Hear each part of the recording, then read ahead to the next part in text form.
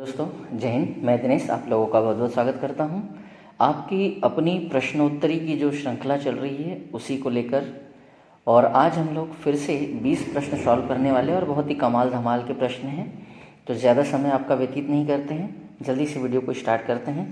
देख ही सकते हैं ये हमारा मॉक टेस्ट 21 नंबर का है और आज इसमें बहुत सारे क्वेश्चन आप लोग सॉल्व करने वाले हैं। तो चलिए जल्दी से हम लोग प्रश्नों के साथ जुड़ जाते हैं। तो पहला प्रश्न आप लोग देख पा रहे होंगे, यहाँ पर लिखा हुआ है मोटापाग्रस्त शहरी बच्चों में खालिस्तान होने की संभावना अधिक होती है। कुपोषण, ऊर्जा की कमी, कार्बोहाइड्रेट या उपरोक्त सभी। तो यहाँ पर सही आंसर है बेटा इसका कुपोषण। क्या हो सकता है बेटा? कुपोषण इसका सही आंसर है। थोड़ा सा डिटेल लिखा हुआ है, आप लोग देख सकते हैं। मोटापा वह स्थिति है जब अत्यधिक शारीरिक वसा शरीर पर इस सीमा तक एकत्रित हो जाती है और शरीर पर हानिकारक प्रभाव डालती है, इसे कहते हैं मोटापा। अगला है प्रश्न नंबर 2। प्रश्न नंबर 2, जानपदिक रोग या महामारी का अर्थ इनमें से किससे है? जानपदिक या जानपदिक रोग और या महामारी का अर्थ इनमें से किससे है? गर्भवती स्त्रियों में रोग फैलना, किशोरों में रोग फैलना, बहुत से लोगों पर एक साथ आक्रमण करने वाले रोगों का प्रकोप और अधिकांश बच्चों को प्रभावित करना। तो इसका सही उत्तर जो हो जाएगा, जो एक साथ कई सारे लोगों को ग्रसित करता है उसको कहते हैं महामारी। जैसे आप लोगों ने कोविड को देखा था, महामारी कहा गया है कोविड-19। ठीक है, चलिए अगले प्रश्न की तरफ बढ़ते हैं। प्रश्न नंबर आपका है 3। प्रश्न नंबर 3 क्या कहता है कि वह परिवेशीय कारक जो प्रत्यक्ष रूप से कुपोषण से संबंधित है, बताइए वो कौन सा होगा? व्यक्तिगत स्वच्छता, जनसंख्या घनत्व, परिवेश स्वच्छता, उपरोक्त सभी।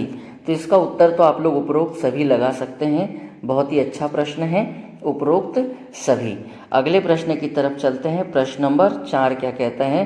प्रश्न नंबर 4 थोड़ा सा ध्यान देने वाली बात है। खालिस्तान के उपयोग द्वारा रुग्णशीलता मतलब बीमार एवं मरणशीलता के जोखिम पर शरीर के भार के प्रभाव का पूर्वानुमान लगाया जा सकता है। चलिए यहाँ से क्वेश्चन है, थोड़ा सा ध्यान से पढ़ते, दोबारा पढ़ते हैं। खालिस्तान के उपयोग द्वारा रुग्णता मतलब बीमारी एवं मरणशीलता के जोखिम पर शरीर के भार के प्रभाव का पूर्वानुमान लगाया जा सकता है। और आपको पता है इसके लिए हम लोग BHM जो बॉडी मास इंडेक्स कहते हैं, है ना, उसके माध्यम से होता है। आपको पता होगा इसमें सामान्य सेम मैम की स्थिति होती है, बॉडी मास इंडेक्स, है ना,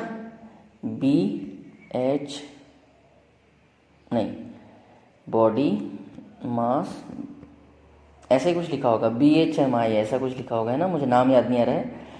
क्या है भाई उसका नाम? BMI, हाँ, बॉडी मास इंडेक्स। ठीक है, चलिए अगला देखिए। प्रश्न है 5वां नंबर का। प्रश्न 5वां क्या कहता है कि वयस्कों में अस्थि मृदुता, ऑटियोमलेशिया खालिस्तान की कमी के कारण होता है। और ये ऑटियोमलेशिया किसके कारण होता है? अस्थि जो मृदुता है ये होता है बेटा विटामिन D के कारण। किसके कारण होता है बंधुओं? विटामिन D के कारण होता है। विटामिन D आप लोग इसका आंसर लगा सकते हैं, विटामिन D। चलिए थोड़ा सा डिटेल देख लेते तो समझ में आ जाएगा। रिकेट्स बच्चों में व ऑटियोमलेशिया वयस्क में विटामिन D कैल्सीफेरॉल की कमी के कारण होता है। विटामिन D कैल्सीफेरॉल की कमी के कारण होता है। अगला प्रश्न है प्रश्न नंबर 6। ICDS के मापदंडों के अनुसार किशोरियों को दिया जाने वाला प्रोटीन का पोषक संपूरक है कौन? बताइए प्रोटीन का कौन है पोषक संपूरक, है ना, ICDS द्वारा दिए जाने वाले। तो इसका आंसर हो जाएगा बेटा, उसमें 25 ग्राम प्रोटीन पूरक के रूप में काम कर जाएगा। 25 ग्राम आंसर लगाएंगे, 25 ग्राम। प्रश्न नंबर 7 के पास चलते हैं। न्यूमोकोकस संक्रमणों में गंभीर रोग शामिल होते हैं, जैसे मानसिक विकार, उच्च रक्तचाप, निमोनिया और मलेरिया। तो न्यूमोकोकस संक्रमण जो है वो निमोनिया को कहा जाता है। तो यहाँ सही आंसर निमोनिया लगाएंगे। अगला प्रश्न देखिए, प्रश्न नंबर 8 क्या कहता है? डिप्थीरिया संक्रमण खालिस्तान के विषजनक प्रभेद द्वारा उत्पन्न होता है। कॉर्निबैक्टीरियम डिप्थीरिया, माइकोबैक्टीरियम, साल्मोनेला और कोलाई। तो इसका सही उत्तर जो हो जाएगा वो हो जाएगा 16 का आंसर कॉर्निबैक्टीरियम डिप्थीरिया, ये उसका साइंटिफिक नाम होगा। चलिए थोड़ा सा ध्यान देते हैं। एक बच्चे को 1 माह के अंतराल पर डीपीटी के 3 टीके और 3 से 9 माह की उम्र में लगवाने चाहिए होते हैं। ये टोटल टाइम ड्यूरेशन बताया गया है,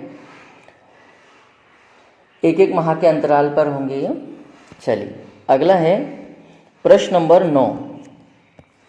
साप्ताहिक आयरन फोलिक अम्ल संपूरक योजना एक सामुदायिक आधारित है जो खालिस्तान को संबोधित करती है। किसको? बेरी-बेरी रोग के लिए, बेरी-बेरी रोग, आइबोफ्लेविनिता, रक्त अल्पता और मोटापे के उपचार के लिए। तो इसका सही आंसर हो जाएगा बेटा एनीमिया या रक्त अल्पता। ठीक है, अगला प्रश्न देखिए, पर उससे पहले थोड़ा सा जानकारी। गर्भवती महिलाओं को अपने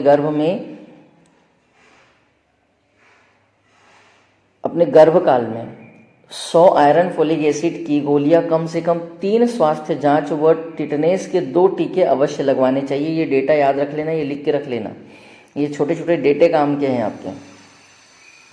अगला प्रश्न है, किस समूह में अल्प पोषण की संभावना अधिक होती है? 0 से 6 वर्ष की आयु वाले बच्चे, तो बिल्कुल सही है। किशोरियों में बिल्कुल सही है। गर्भवती एवं स्तनपान करा रही स्त्रियां या महिलाओं में बिल्कुल सही। मतलब आंसर हो जाएगा डी। आंसर क्या हो जाएगा बेटा? डी। अगला प्रश्न देखिए, अगला प्रश्न क्या कहता है कि जननी सुरक्षा योजना खालिस्तान को सुगम बनाने के लिए आरंभ की गई थी। जननी सुरक्षा योजना, कमेंट्स करेंगे आप लोग कि कब शुरू हुई थी जननी सुरक्षा योजना। तो ये हुई थी, इसके बारे में यहाँ से जानकारी ले सकते हैं।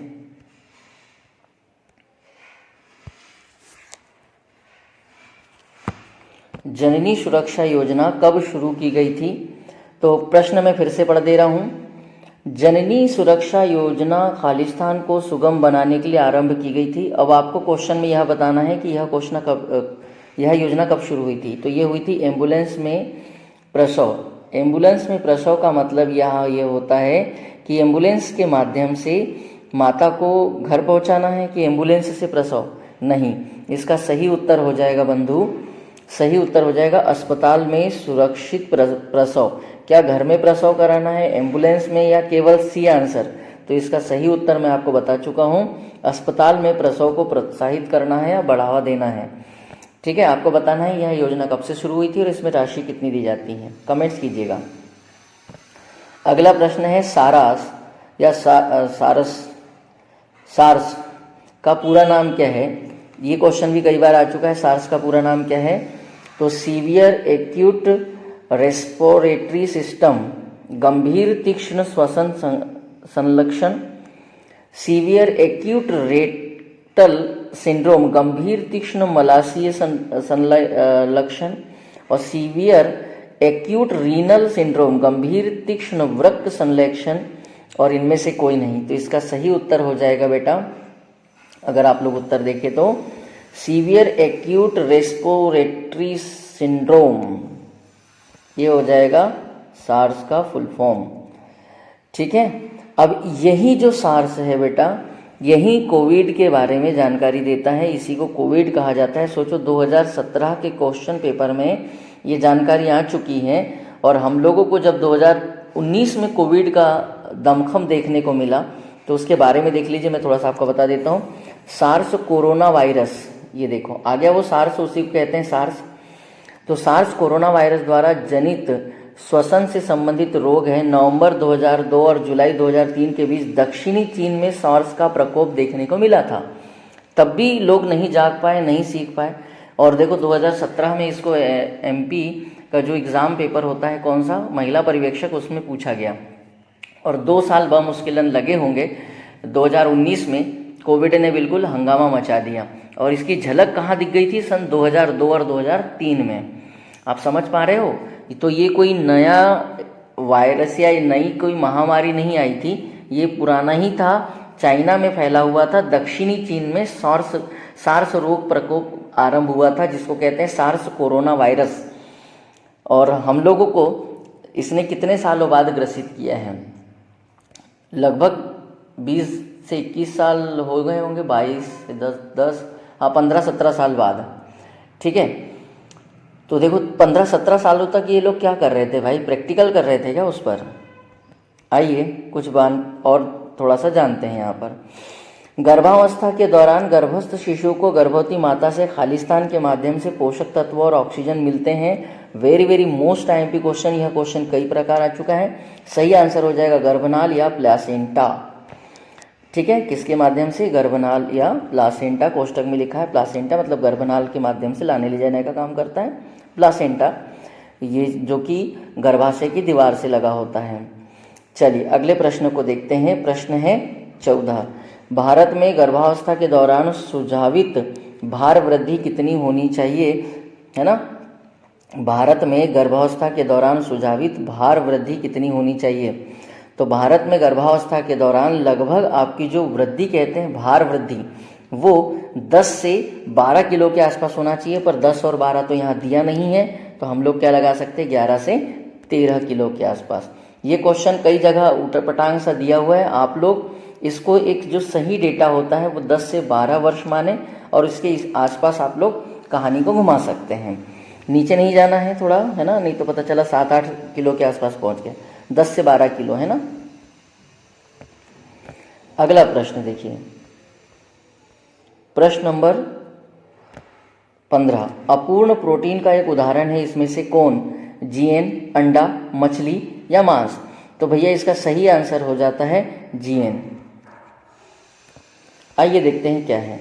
प्रोटीन अत्यधिक जटिल प्राकृतिक यौगिक है। ये विभिन्न अमीनो अम्लों की एक बड़ी संख्या से बने होते हैं, अर्थात यह प्राकृतिक रूप में पाए जाने वाला पेलीपेप्टाइन होते हैं। अगला प्रश्न देखिए, अगला है स्तनपान में औत्पातन या तनुकरण या लेट डाउन प्रतिवर्त के लिए उत्तरदायी हार्मोन कौन सा होता है? तो उसके लिए आंसर है ऑक्सीटोसिन। कौन होता है बेटा? ऑक्सीटोसिन। अगर आप गर्भवती महिला की देखभाल वाला वीडियो जब देखेंगे या मेरी जो नोट्स है उसमें देखेंगे तो ये सारे बिंदु आपको मिल जाएंगे, जितने भी मैं क्वेश्चन कह रहा हूँ। को नोट्स अच्छे से रिवाइज करके जाना बेटा, क्योंकि नोट्स में बहुत कुछ मैंने करवा दिया है। प्रोटीन की कमी से होने वाला एक पोषक संबंधित विकार। दूसरा बच्चा होने पर पहले बच्चे को होने वाला रोग कौन सा कहलाता है ना? तो बताइए भाई, दूसरा बच्चा होने पर पहले बच्चे को होने वाला रोग क्या कहलाता है? तो इसको कहते हैं बेटा, अगर आप लोग देखेंगे क्वाशियोरकर। क्या कहते हैं बेटा इसको? क्वाशियोरकर कहेंगे, है ना। तो मुझे ऐसा लग रहा है कि आप लोग आंसर यहाँ पर समझ गए होंगे कि इसका आंसर है क्वाशियोरकर। चलिए थोड़ा सा इसकी डिटेल देख लीजिए, डिटेल लिखा होगा। क्वाशियोरकर कुपोषण से होता है। पर्याप्त मात्रा में प्रोटीन जन युक्त आहारों का सेवन न करना इसका प्रमुख कारण होता है। इस रोग से पीड़ित बच्चा मोटा हो जाता है। रक्तस्राव रोग खालिस्तान की कमी के कारण होता है। आपको सभी को पता है विटामिन के की कमी की वजह से होता है। किसकी कमी से होता है बेटा? विटामिन ए की कमी से होता है। और विटामिन के, जिसको फिलोक्विनोन की कमी से शरीर में रक्त का थक्का नहीं बन जाता है। प्रोथ्रोम्बिन भी कहते हैं बेटा इसको। अगला है हेपेटाइटिस सी। हेपेटाइटिस सी विषाणु इनमें से किस समूह के संबंध रखता है? तो ये रखता है बेटा हेपेटाइटिस सी वायरस से, है ना। किससे रखता है? पिकोरना वायरस। क्या नाम है बेटा इसका? पिकोरना वायरस। अच्छा एक मिनट, सी कहा दिया है? फ्लावी वायरस है, पिकोरना है, हर्पीज है और हेपेटाइटिस है। तो ये जो हेपेटाइटिस सी है ये होता है फ्लावी वायरस से। किससे होता है बेटा? फ्लावी वायरस से। सी वो ऑप्शन आगे पीछे हो गए हैं, तो आप लोग यहाँ देख सकते हैं। अगला प्रश्न है, पर यहाँ डिटेल लिखी हुई देख लीजिए। उत्तर है सी। हेपेटाइटिस सी वायरस से होने वाला संक्रमण है जो जिगर पर हमला करता है और सूजन पैदा करता है। यह रोग दूषित खून के संपर्क के माध्यम से होता है। ब्लड अगर दूषित है तो। गर्भावस्था में रक्त में फोलेट का स्तर कम होने से क्या हो सकता है? 20 का उत्तर देखिए, गर्भावस्था में रक्त में फोलेट का स्तर कम होने से तंत्रिका नाल दोष हो सकता है या न्यूरल ट्यूब डिफेक्ट हो सकती है। चलिए, तो ये थे आज के बड़े महत्वपूर्ण 20 प्रश्न। प्रश्नों के उत्तर लगाइएगा और थोड़ा डिटेल भी दी है, डिटेल भी पढ़िएगा और लिख के रख लीजिए। और याद रखिए, कोरोना 2019 में तो दिखा ही है प्रकोप रूप, परंतु इसकी शुरुआत 2002-2003 के आसपास में चाइना में हो चुकी थी। तो आज के लिए इतना ही। इति श्री, जय हिंद, जय भारत।